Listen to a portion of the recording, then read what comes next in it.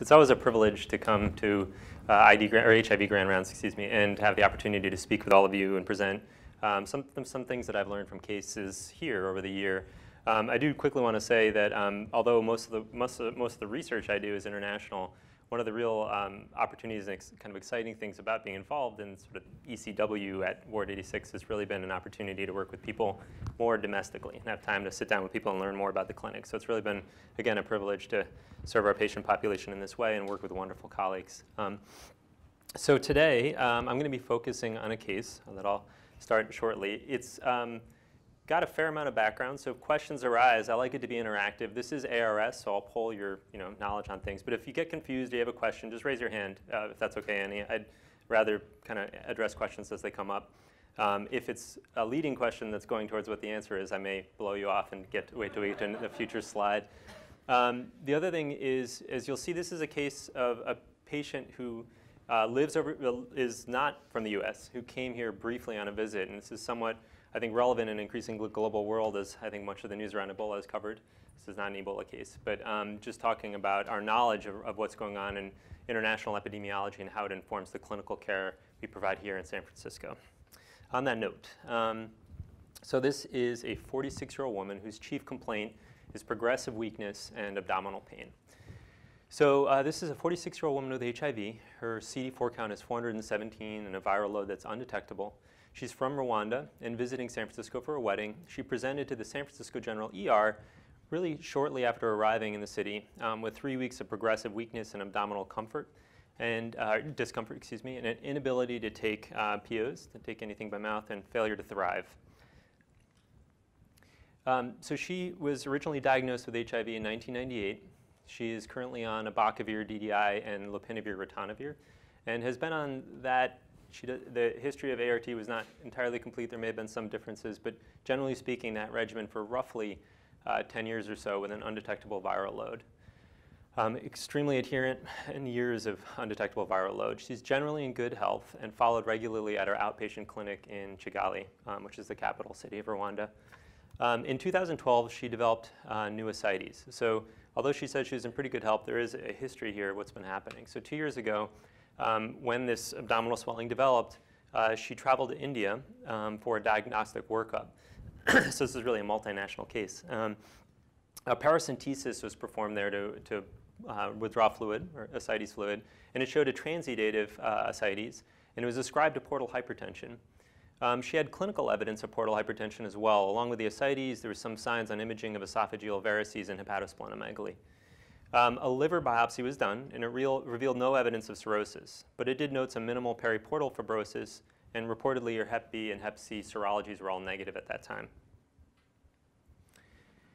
So this is still back in 2012. They recommended, the physicians that she saw in India, changing her ARVs. There was some concern that a regimen could be causing this non-cirrhotic portal hypertensive picture, and she returned to Rwanda after a workup, but unfortunately was unable to change her antiretrovirals in 2012 at her clinic due to lack of second-line options at that time. This is a little unusual in Rwanda in that they've actually been pretty, I'd say, far ahead in terms of the availability of antiretrovirals at clinics through government-sponsored clinics. But in any case, she remained on the regimen I mentioned, and she's experienced steady clinical worsening since. And now she presents to San Francisco General ER with poor PO intake, weight loss, and weakness. She complains of nausea, abdominal discomfort with little changes in her ascites volume per the patient over the past couple of years, no fevers of note, and no sweats. Her past medical is really just as mentioned, as in her HPI. With her HIV, she really denies any history of opportunistic infections in the past. The non-cirrhotic portal hypertension was a one-time diagnosis, no further workup, and she has ovarian cysts. She has no known drug allergies, and her medications are only the antiretrovirals of abacavir, DDI, and lopinavir, ritonavir. She works in Kigali at an office job for many years. She learned of her diagnosis, sadly, when her husband died of AIDS in 1998. She was diagnosed at that time. She does have family in San Francisco and was here visiting them. Denies any alcohol, tobacco, or injection drug use over the course of her lifetime. In her family history, no other family members are known to have liver disease or portal hypertension, and she has no sick contacts in the family that she's aware of. So on examination in the emergency room, she was afebrile, a temperature of 37.1. Her blood pressure was normal, 106/69, heart rate of 90, breathing comfortably with 96% on room air. In general, she was cachectic, a pleasant woman, in no acute distress. She had anecteric sclera and her oropharynx was clear. Her neck, she had no lymphadenopathy, was supple. Her lungs were clear. She had a normal cardiac exam. Her abdomen, however, was moderately distended. It was soft, but she had moderate to severe left upper quadrant and left lower quadrant tenderness to palpation at that time. In her extremity, she had no edema, and her neurologic exam was normal, although she just generally appeared weak. She required a wheelchair to get about. She could get up. She had strength that was symmetric and normal, but just generally heavy malaise and weakness. Some labs were brought from her visit to India in 2012, and at that point, a serum albumin to ascites gradient was 1.7, which suggests a transudative ascites, meaning fluid in the peritoneum due to portal hypertension.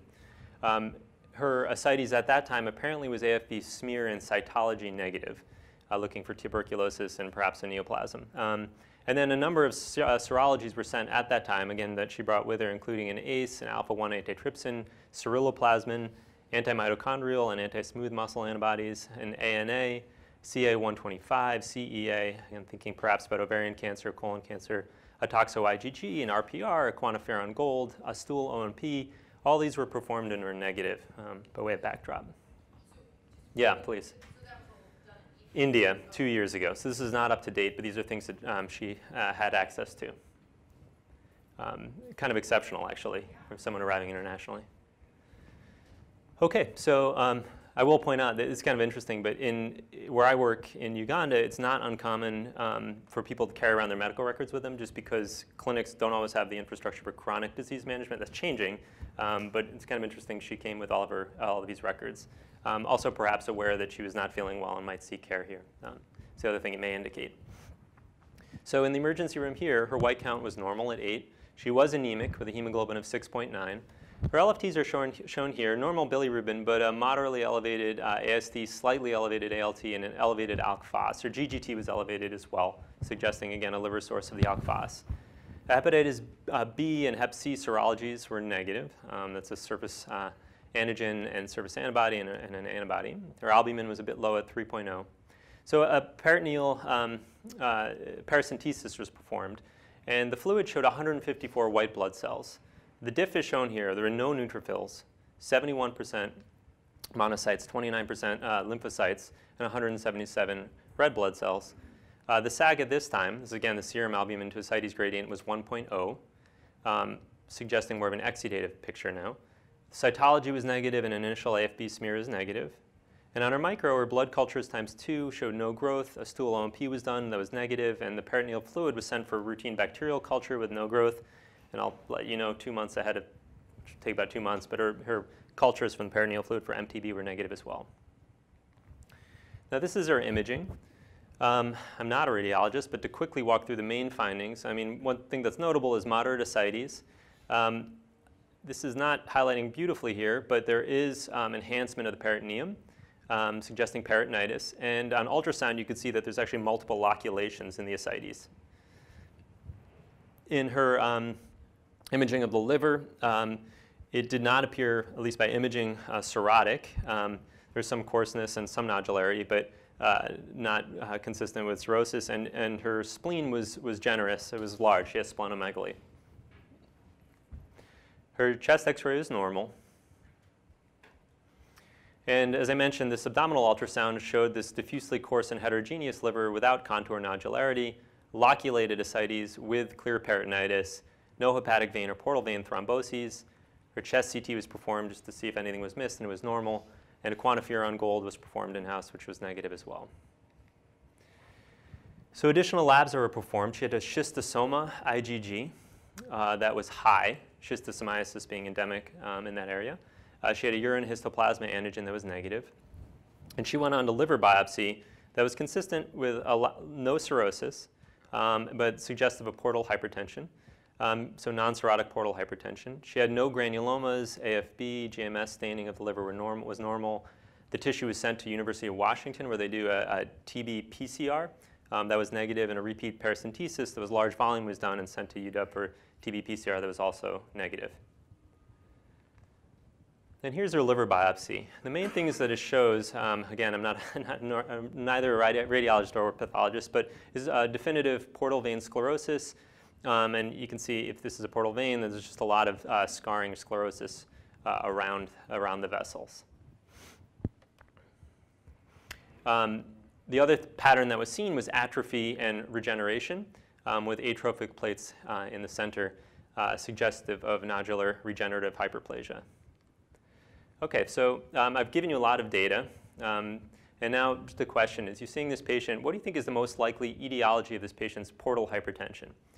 Choices are schistosomiasis, DDI toxicity, Kaletra toxicity, or lopinavir-ritonavir toxicity, Budd-Chiari syndrome, or perhaps seronegative hepatitis C.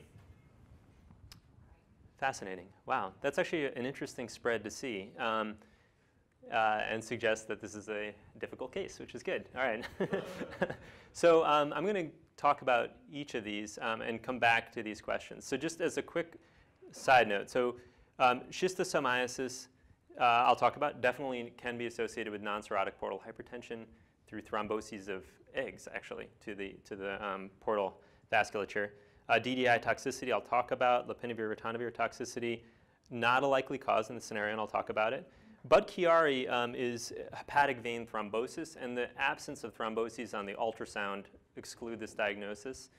It's not impossible, I suppose, that in pathology they might have noted microthromboses, but this is not Budd-Chiari for those 4% of you who, luckily we didn't do hand raising for you.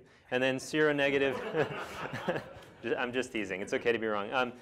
Seronegative hepatitis C is hepatitis C RNA that's present with the absence of an antibody.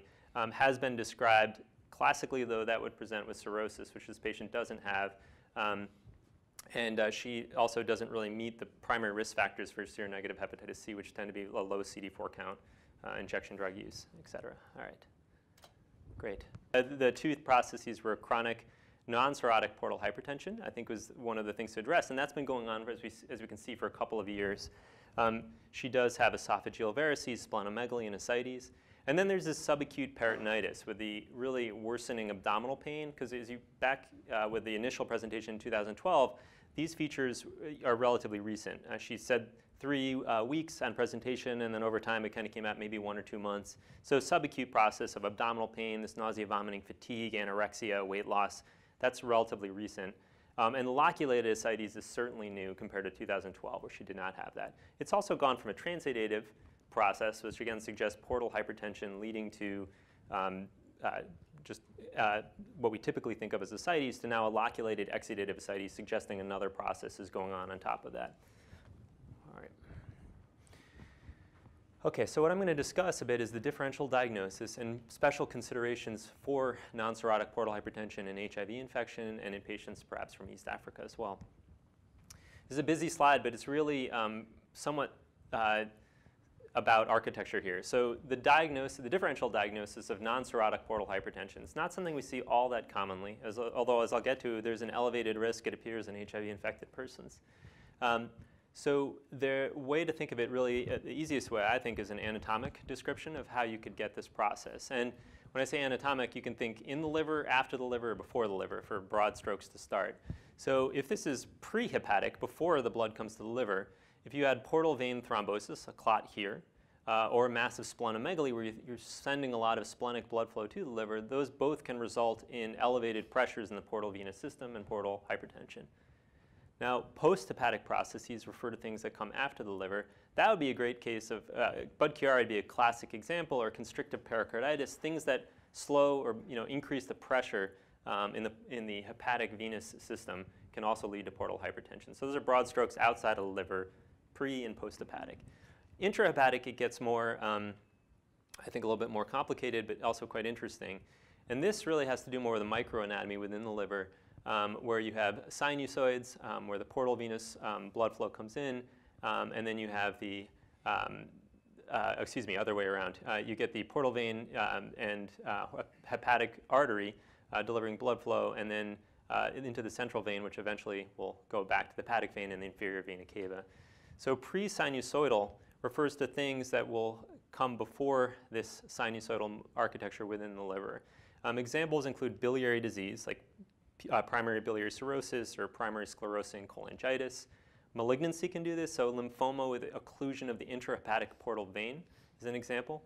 Granulomatous liver lesions, and we'll talk about this as well a bit. Schistosomiasis, and I'll talk about that in a bit more detail. Pileosis hepatis, and idiopathic non-cirrhotic portal hypertension, which, as described, means no clear cause. Some causes are being elicited over time that used to be classified as this. Sinusoidal refers to things that are happening in the sinusoid, going way back to anatomy. This is fibrosis of the space of Dis, I believe it's pronounced. This is actually interesting, and there's multiple etiologies, all rare, but includes syphilis, chronic Q fever, CMV. These are case reportable. Amyloid, hypertrophy of Kupffer cells from things like visceral leishmaniasis and hypervitaminosis A. And then lastly, post-sinusoidal intrahepatic processes, such as granulomatous phlebitis from MAC or sarcoid, Budd-Chiari extending to this area, and then chronic radiation injury. Okay. So let's talk for a minute about everyone's top choice initially, which is schistosomiasis. And I want to talk specifically, given this grand rounds, about schistosomiasis and HIV first, and then I'll talk about portal hypertension. So interestingly, and this was actually highlighted, there's a nice review just this year in The Lancet, but there's a New York Times article actually about this as well, as we learn about risk factors for increasing one's risk for HIV. It turns out that schistosomiasis and chronic exposure to schistosomes has been associated with increased risk, when it's female genital schistosomiasis, with a 3 to 4 times increased risk of HIV infection. And just to quickly go through how one gets schistosomiasis, the intermediate host is actually a snail, and it lives in fresh water. And these cercariae are living in of the parasite, enter the water and actually can permeate non-broken skin, enter the vasculature, and then can seed a variety of areas. The main, let's get here. Let's see, here's some examples of the different types of eggs. This is Schistosoma mansoni, which is something that would be common in this area of East Africa. In the Nile Delta, you can also see hematobium. And japonicum is the third variety, and these are the eggs. So when it enters the circulation, you get a pairing of adult male and female worms in the splanchnic circulation, and it depends on the type of schistosoma where they will really reside. Some go to the bladder, some to the splanchnic circulation, and then there they really just produce, with repeated exposure, you get mass production of eggs that then in turn leads to pathology, and I'll go through that in a bit more detail. With excretion of the eggs, they can re-enter the life cycle in the fresh water, and breaking this cycle is the goal of eliminating schistosomiasis, as long as eliminating these snails. In any case, so just getting back then to schistosomiasis and HIV, as I mentioned, the female genital schistosomiasis increases one's risk, and in a study in AIDS in 2006, they showed an association between schistosoma hematobium and these 4 genital findings. They adjusted for HIV, length of stay in the area, and age in 523 rural Zimbabwean women. And these are some of the mucosal findings that were found. So if you had S. hematobium ova on the pap smears, there was an increased likelihood of grainy sandy patches, yellow sandy patches, neovascularization, and contact bleeding in the genital mucosa, vaginal mucosa, which perhaps is likely the explanation for this increased risk of transmission to HIV-negative women who are chronically infected with schistosomes. Schistosoma mansoni has also been associated with increased CD4-positive T-cell expression of CCR5 and CXCR4, which is interesting. And chronic S. hematobium in men appears to lead to increased concentration of CD4-positive cells in semen. So just a couple different potential pathways by which schistosomiasis might lead to an increased risk of HIV acquisition. Getting to schistosomiasis and non-cirrhotic portal hypertension, so schistosoma mansoni and japonicum adult worms live within the mesenteric venules in a chronically infected host, and usually it takes repeated exposure to schistosomes to develop enough of a burden of disease where you get the female and male partnering, living, and they live the majority of their time happily in copula, producing hundreds of thousands of eggs daily over their lifespan. And they live for an average of 3 to 10 years. Now these eggs, I mean, you're really getting mass embolization of eggs, worm eggs. These eggs are entering the portal vein tributaries, becoming trapped in portal venules. They induce granulomatous inflammation, subsequent periportal fibrosis, also known as Simmer's pipestem fibrosis, and result in portal hypertension with retained hepatocellular function, which is non-cirrhotic portal hypertension. So when our patient had a positive IgG for schistosoma, that was certainly a concern that perhaps this could be the etiology of her portal hypertension. However, the other consideration was idiopathic non-cirrhotic portal hypertension. You might ask, why did she have, if she had schistosoma antibody positivity, why don't you just make that the diagnosis? Why would you even consider idiopathic or other causes? For one thing, I mentioned in her social history, she was an office worker and really does not have a prolonged exposure history to fresh water. And that's a main epidemiologic clue where, as a child, she had had a little bit of exposure growing up, but very, very little. And it really takes repeated exposure over time to really develop this kind of pathology of non-cirrhotic portal hypertension from schistosomiasis. As an example, when I was working in Kampala at the hospital, we saw a 15-year-old boy come to the GI clinic with bleeding esophageal varices. And he was the son of a fisherman, and he spent all of his time in the Nile Delta working and had developed schistosomiasis there.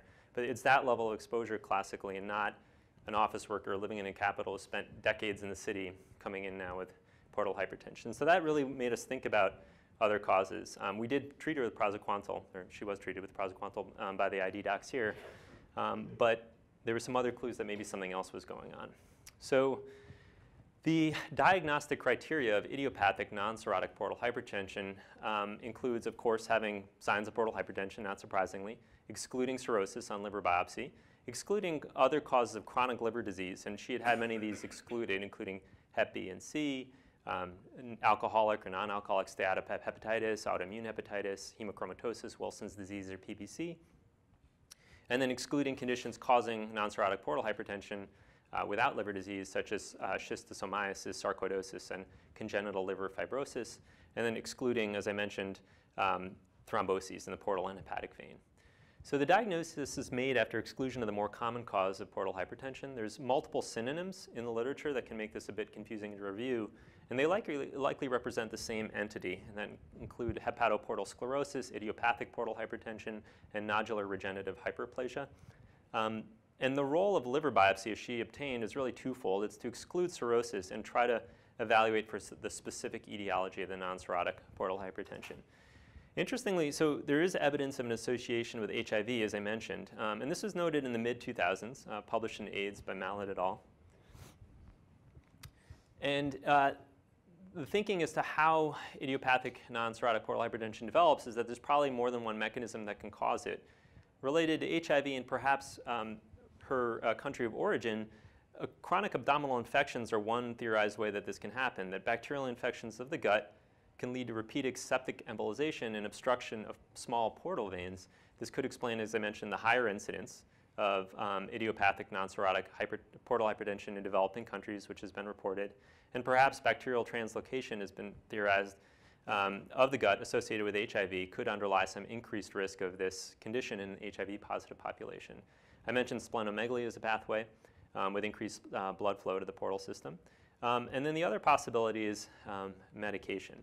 And so what's interesting is that this association with HIV came up in the mid-2000s. So that led to really an investigation in the post-ART era of which antiretrovirals, if any, could perhaps be contributing to this condition.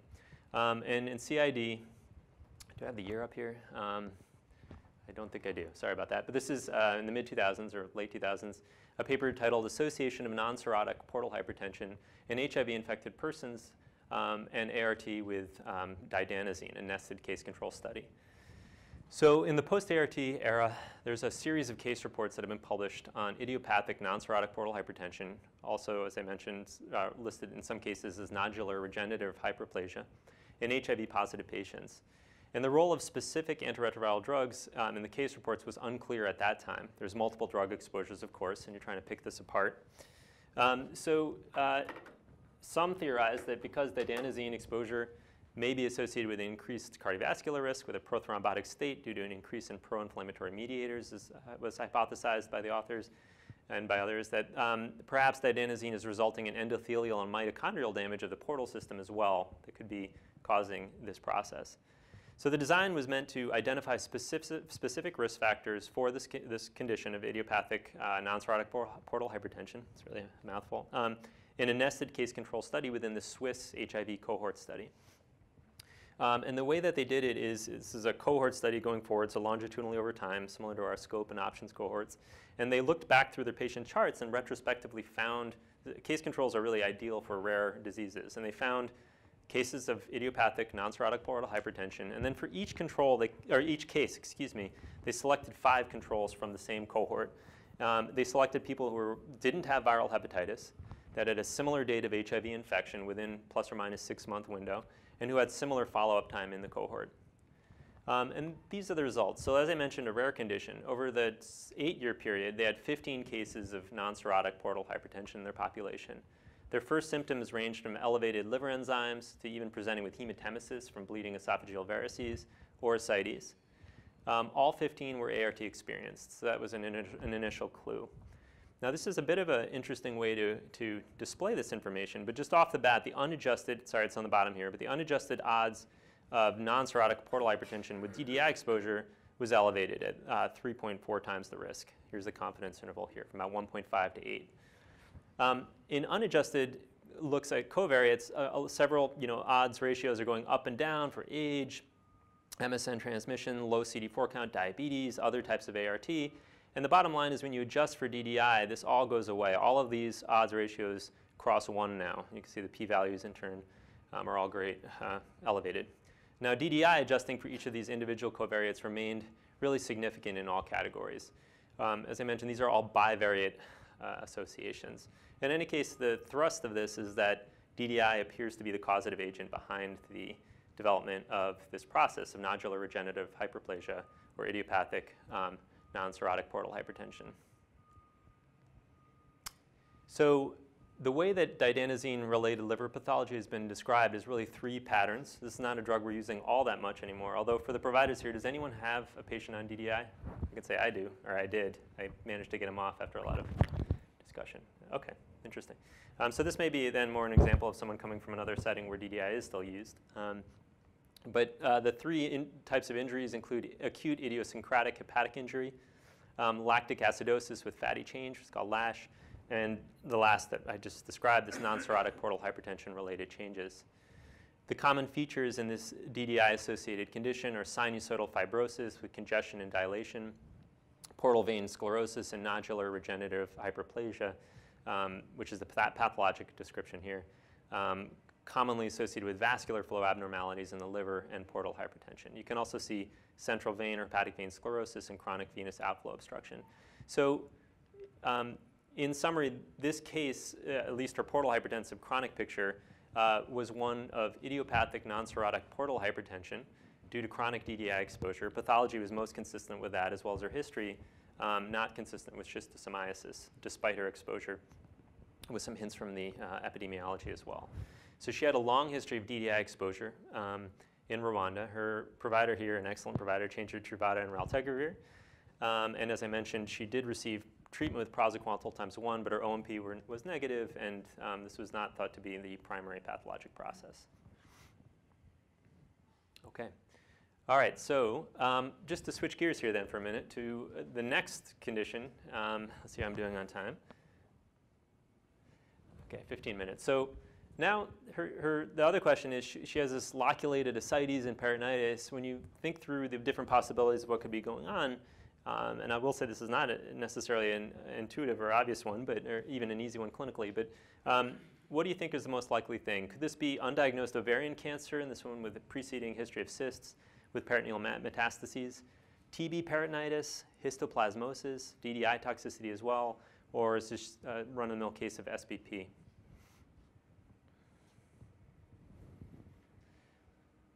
Great. Okay. When I was talking with people who were like, oh, you're giving a talk, and the first question was like, is it a TB case? So maybe that's leading. But So we considered a variety of possibilities, and I'll go through how we reached a diagnosis. So we felt that a presumptive diagnosis of peritoneal TB in this case was most likely, and that was due to for a variety of reasons. The first, so her acidic fluid being AFB and MTB culture negative by no means excludes TB peritonitis. So that was the first thing. Surgery or IR, the diagnostic test of choice would have been a peritoneal biopsy, but she really had a hypervascular peritoneum, apparently, and there was a lot of concern about trying to biopsy that and causing internal bleeding and major complications. Things that might go against this, and I'll go through why we thought this a bit more in the coming slides, but really your absence of fever, absence of sweats, a lot of things pointed away from it. On the other hand, the subacute course, the loculations, could have been on the list of things that were there. Ovarian cancer was considered, but again, her tumor markers were quite low. Cytology was negative, and you would expect with that degree of peritoneal peritonitis that you would be able to make a diagnosis, hopefully on the ascites. So empirically, the decision was made to initiate her on rifampin, ethambutol, and moxifloxacin. This somewhat not too unusual, but this regimen was chosen in part because over time her liver enzymes steadily worsened over the course of the month that she was in the hospital. She was continued on Truvada and raltegravir, and the raltegravir was increased to 800 milligrams BID because of the rifampin co-administration. So TB peritonitis is one of these diseases that you often will have to make in the absence of a nailed-down diagnosis. Having an underlying comorbidity is common, and that could include cirrhosis, CAPD, malignancy, diabetes, or HIV. The pathophysiology is predominantly thought to be hematogenous dissemination to the peritoneum with either primary disease or reactivation of a latent tubercle that studded the peritoneum, or direct extension from TB ileitis or salpingitis, which is thought to be much less common. The presentation commonly is one of abdominal swelling and pain with or without fever. Fever is classic. Less commonly, hepatic encephalopathy or obstruction. And the major thing on the differential is really peritoneal carcinomatosis in this type of presentation, either due to ovarian or colon cancer, for example. The diagnosis is clearly challenging. In the largest case series, and this is N of 60, so it shows you how I am presenting two rare cases today, really. But acidic fluid is almost never smear positive. Only 3% of these are culture-confirmed cases were smear positive in their acidic fluid. Really insensitive. When patients went on a peritoneal biopsy, the smear yield goes up. It's about 2/3 positive. But really in the pathology is where the money may be diagnostically on the peritoneal biopsy, and 100% had granulomatous inflammation. Only about 50% have an elevated acidic protein or acidic leukocytosis. It's often a PMN predominance, which is not the case in our patient.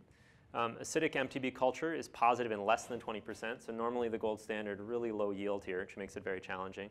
And again, the gold standard, as I mentioned, is really laparoscopy with peritoneal biopsy, sent both for peritoneal culture for MTB as well as, again, a look at the pathology there. The treatment is the same as pulmonary TB. This is true for most extrapulmonary TB. And there's some observational data showing that there's decreased morbidity with corticosteroids.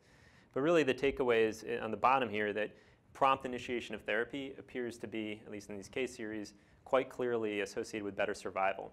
So if you're thinking about it and you have a high index of suspicion and you can rapidly exclude other things, you're better off starting it and perhaps if you reach a diagnosis even later stopping it in consultation with an expert than waiting and seeing what happens. The other things that were associated with increased risk of death or decreased survival were older age, cirrhosis, and an absence of a peritoneal biopsy. Presumably they may have led to a delay in diagnosis. Or it could be a reflection of sicker patients who couldn't undergo a peritoneal biopsy. So, I'll just say a brief word that in patients with what looks like concerning liver enzymes or liver disease, there are some data on substituting moxifloxacin for INH during the intensive phase of the first 2 months of TB treatment. Hence the choice here in a culture-negative patient to get rifampin, ethambutol, and moxifloxacin, and excluding the INH and pyrazinamide given the concern for liver toxicity. In one study looking at 8-week sputum cultures in pulmonary TB, about 10% of these were HIV infected. In pan-sensitive PTB, they compared INH, the normal dose at 300, to moxi at 400 in combination with a backbone of RIF, ethambutol, and pyrazinamide, along with vitamin B6. And the primary outcome showed essentially no difference in treatment outcomes at 8 weeks between these two regimens, as a brief aside. Okay, I won't dwell on that. Just a quick note to remind you, if you're going to be giving rifampin with integrase inhibitors, the evidence suggests from the REFLATE study that increasing raltegravir to 800 milligrams BID is probably the safest option. There was no breakthrough raltegravir associated mutations on that regimen, whereas in the 400 BID option, there were a couple cases of when people failed, they had integrase mutations.